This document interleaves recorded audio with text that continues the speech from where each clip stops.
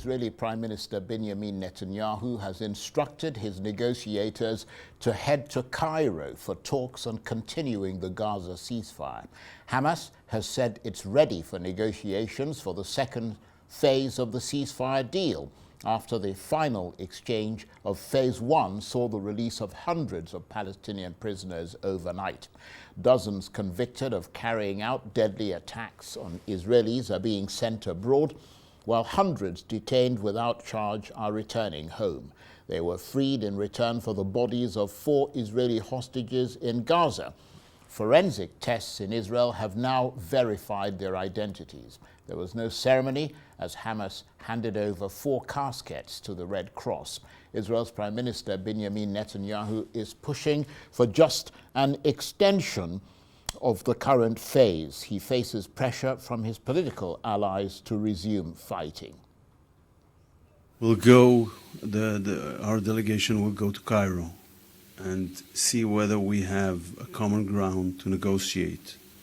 We said we are ready to make the framework longer in a return to release of more hostages. If it is possible, we'll do that. It is better to speak in length about it after the return of the delegation from Cairo.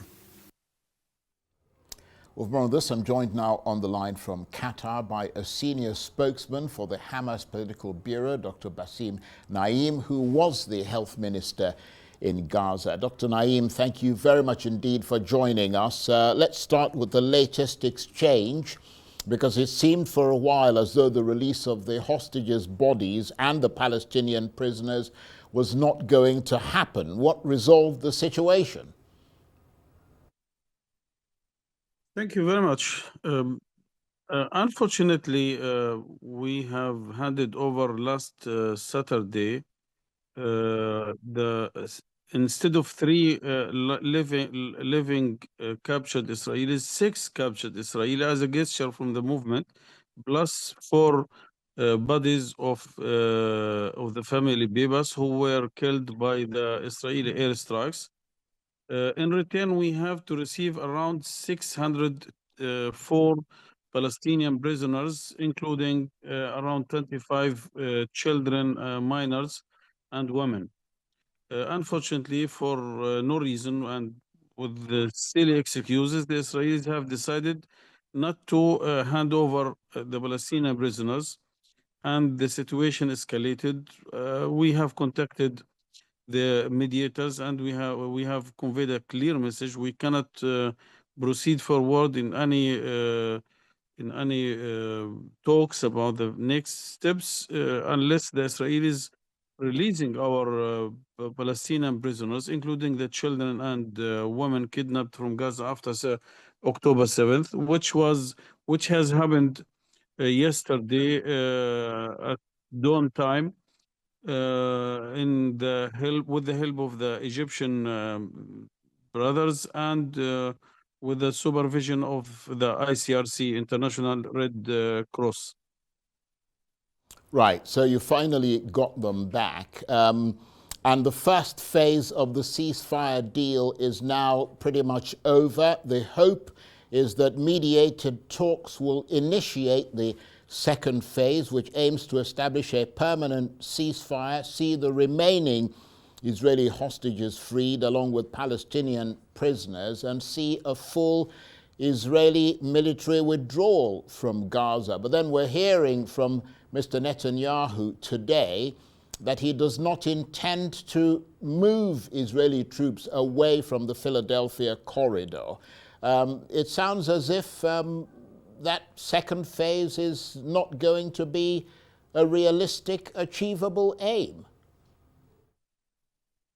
Unfortunately, the Israelis and the Israeli government led by Benjamin Netanyahu, they have violated the deal in different aspects.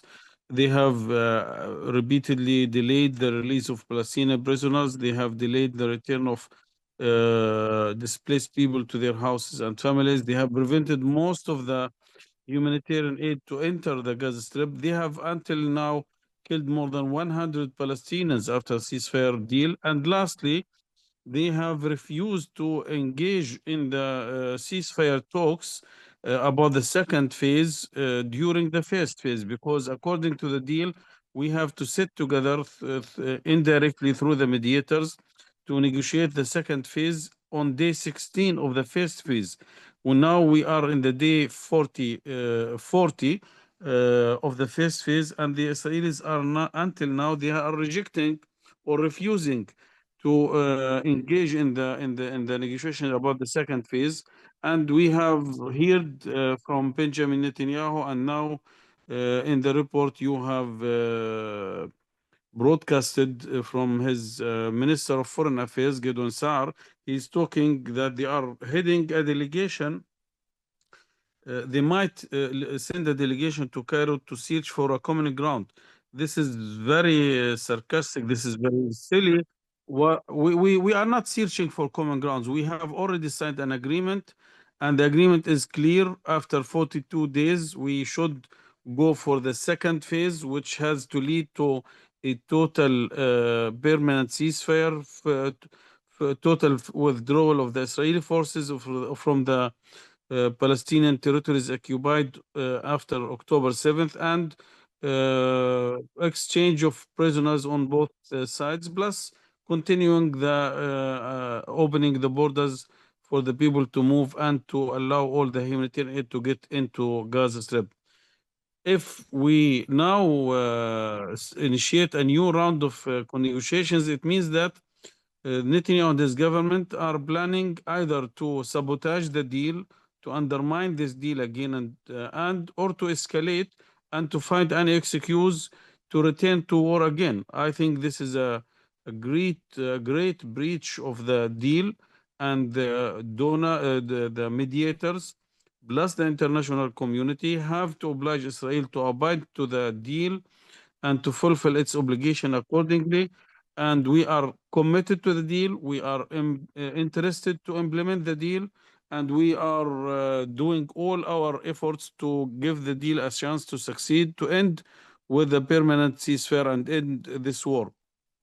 Therefore, we call upon the mediators to oblige Israel not to send a delegation to search for a common ground or to open the deal for new discussion. And instead of that, they have to ask them to call them or to oblige them to abide the deal and to implement it as it has signed with from both parties or under the auspices of the mediators.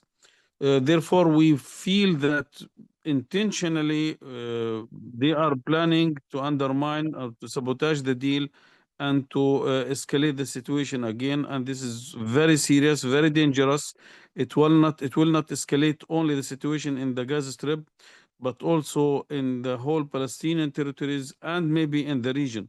And here I have to mention that at the time we are talking about the Gaza Strip and the deal in the Gaza Strip, at the same time, unfortunately, away from the media reports, the Israelis are aggressively attacking the Palestinians in the West Bank. They are annexing more land. They are destroying more houses. They have Yeah, already I'm going to come to that, forcefully Dr. displaced more than Naim. I 50,000. apologize for interrupting you, but we haven't got all the time in the world. I do apologize for interrupting you. I'm going to come to that if we have time, but I just need to be clear that in spite of your reservations, on the face of it, the fact that the Israeli Prime Minister's office has announced that they are sending Israeli negotiators to Cairo, I mean, on the face of it, that is a positive sign because it suggests that the ceasefire talks could get underway for the second phase. Unfortunately, if we have good intention, yes, this could be right, but they are not sending a delegation to see how can we implement the second phase. They are talking about clear a new approach by opening the deal again and the new discussions about a common ground. We have already discussed everything, and now if we have to meet, we have to meet to see how can we implement the ceasefire deal by finding out how can we exchange the prisoners, how can we reach a permanent ceasefire or total withdrawal of the forces, but not to initiate or to start a new discussions from zero. Right. I think this is very dangerous, very serious. So what are you anticipating next then? I mean, because the Israelis have said that they are willing to continue to extend the ceasefire if Hamas continues to release more hostages. But if they don't release more hostages by March the 8th, then Israel may return to war. Again, we have discussed all these points in the deal. We have to start negotiating about the second phase on day 16, and the Israelis have refused to abide the deal, the ceasefire deal. And now, in the last day, they are asking about, they are calling for more release of prisoners. Yes, we are ready to negotiate about releasing all prisoners from both sides, but this is based on because according to the deal, we have to negotiate the permanent ceasefire and total withdrawal. If we agree on this, or if we agree upon this, we go to the exchange of prisoners. But we cannot exchange prisoners before reaching a permanent ceasefire and total withdrawal of the Israelis.